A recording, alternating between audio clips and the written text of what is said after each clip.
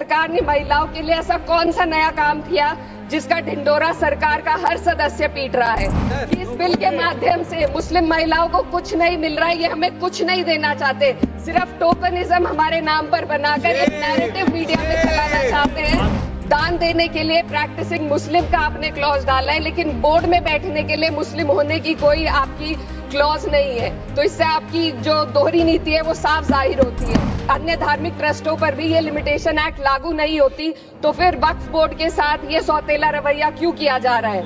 इससे भारतीय संविधान के आर्टिकल 14 और 15 का सीधा उल्लंघन है। द लाइव टीवी, सच सबसे आगे। नहीं, ये कुंवर विरोधी है और ये हिंदुस्तान के लोग कभी बर्दाश्त नहीं करेंगे। ये आप लिख लीजिए। सुश्री इकरा चौधरी जी, प्लीज आप बोलिएगा। धन्यवाद सभापति जी। मैं सबसे पहले दाद देना चाहती हूँ इस बिल के टाइमिंग की कि अभी ईद की रौनक बुझी भी नहीं थी और हमारी जड़ों पर एक नया फरमान लाया गया। पहले उत्तर प्रदेश में मुसलमानों को नमाज पढ़ने पर रोक लगाई और फिर सौगात में ये बिल लाया गया। निसार में तेरी गलियों पे है वतन, जहाँ चली है रिवाजो गैर कि कोई ना सर उठाकर चल सके।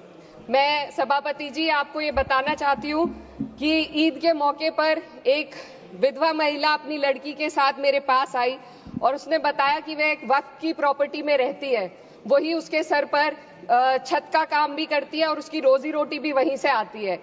वो इस बिल को लेकर इतनी फिक्रमंद थी कि कहीं उससे वो उसकी संपत्ति ना छीन ली जाए।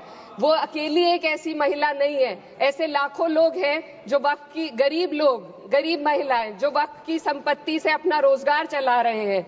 और ये जो वक्फ बाय यूजर क्लॉज के हटाने से लाखों वक्फ की जायदाद अपना स्टेटस खो देंगी और लाखों लोग इसी तरीके के लोग सड़कों पर आ जाएंगे।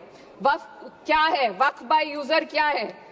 इसका ये मतलब है कि कोई जायदाद अगर सालों से दीन और भलाई के कामों के लिए इस्तेमाल हो रही हो तो वो खुद ब खुद वक्फ मानी जाएगी। हिंदुस्तान की अदालतों ने भी इस बात को तस्लीम किया है।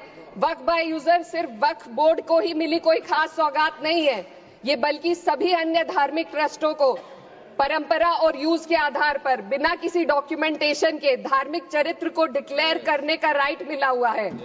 भारत के संविधान के आर्टिकल 13 क्लॉज 3 में कस्टम और यूसेज को कानूनी वैधानिकता प्रदान करता है। इसी आर्टिकल से वक्फ बाय यूजर भी निकला गया है। इस बिल के कानून बनने पर वक्फ बोर्ड तो इस प्रोविजन से हाथ धो बैठेगा, लेकिन अन्य धार्मिक ट्रस्टों को यह सुविधा जारी रहेगी। इससे भारतीय संविधान के आर्टिकल 14 और 15 का सीधा उल्लंघन है, जो धर्म और जाति के आधार पर भेदभाव और कानून के सामने सभी की बराबरी पर जोर देता है। मैं इसके साथ ये भी कहना चाहती हूँ कि सत्ता के लोग जो एक दूसरे की पीठ थपथपा रहे हैं कि वक्फ बाय यूजर का जो अमेंडमेंट इन्होंने दिया उसको एक्सेप्ट कर लिया गया है, लेकिन इनकी शरारत यह है कि उसके साथ ही एक ऐसा प्रोवाइजो इसमें शामिल किया गया जिसके आधार पर यह कहा गया है कि अगर कोई भी वक्फ की संपत्ति विवादित हो तो वो अपना वक्फ स्टेटस खो देगी। तो जो अमेंडमेंट इन्होंने दिया है जिसको एक्सेप्ट कर लिया गया है उसका कोई मतलब नहीं है, ये इनकी नीयत है जो साफ जाहिर हो रही है। सोने पर सुहागा एक काम और किया है। सरकार ने वक्फ की कानून के सेक्शन 107 को हटाकर लिमिटेशन एक्ट में 12 साल तक ही किसी के खिलाफ अदालत में जाने का प्रोविजन है। सेक्शन 107 में बोर्ड को लिमिटेशन एक्ट से राहत मिली हुई थी। वक्फ बोर्ड कभी भी अवैध कब्जाधारियों के खिलाफ अदालत जा सकता था। अगर ये सेक्शन ना हो तो अवैध कब्जा करने वाले लोग कानूनी प्रक्रिया का फायदा उठाकर वक्फ की प्रॉपर्टी को हड़प सकते हैं। अन्य धार्मिक ट्रस्टों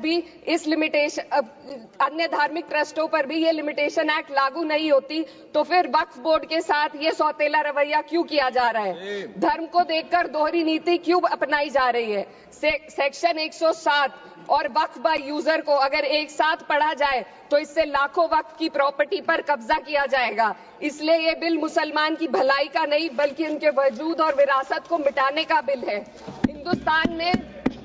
हिंदुस्तान में बहुत सारे धार्मिक ट्रस्ट हैं जिसमें उस खास मजहब के लोग शामिल होते हैं और उसका इंतजाम करते हैं, और ये बात समझ में आने वाली भी है क्योंकि जो व्यक्ति अपने मजहब के रीति रिवाज को जितना अच्छे से समझ सकता है किसी अन्य मजहब का व्यक्ति नहीं समझ सकता।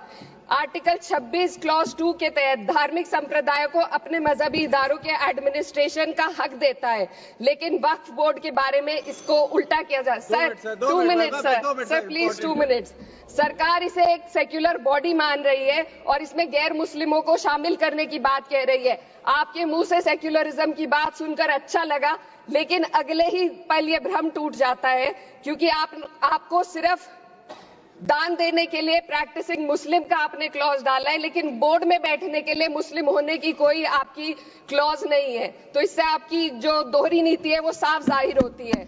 ये वही सरकार है जिसने राम जन्मभूमि ट्रस्ट में ये लिख दिया कि जिला अधिकारी भी अगर होगा तो हिंदू होना चाहिए।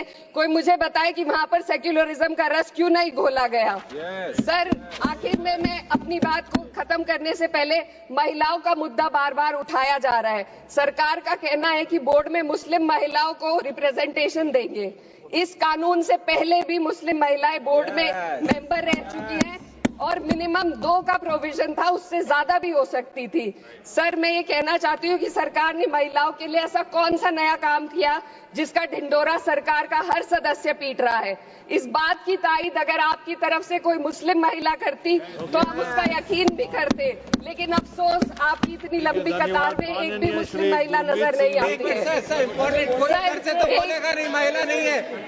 सर मैं खुद एक मुस्लिम महिला हूँ, मैं सिर्फ एक मैं माइनॉरिटी महिला हूँ। इस सदन में हम सिर्फ 2 महिलाएं हैं और उस नाते से मैं ये बात कहना चाहती हूँ कि इस बिल के माध्यम से मुस्लिम महिलाओं को कुछ नहीं मिल रहा है। ये हमें कुछ नहीं देना चाहते, सिर्फ टोकनिज्म हमारे नाम पर बनाकर एक नैरेटिव मीडिया में चलाना चाहते हैं। तो ये बिल मुसलमान की भलाई का नहीं, उनकी पहचान को मिटाने का है।